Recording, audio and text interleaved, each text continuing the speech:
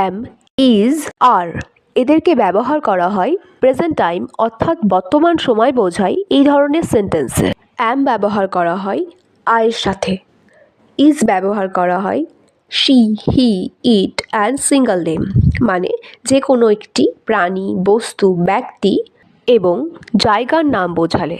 আর ব্যবহার করা হয় you, we, they and plural name অর্থাৎ যে কোনো ব্যক্তি, বস্তু, প্রাণী এবং জায়গার নাম একের থেকে বেশি সংখ্যায় বোঝালে।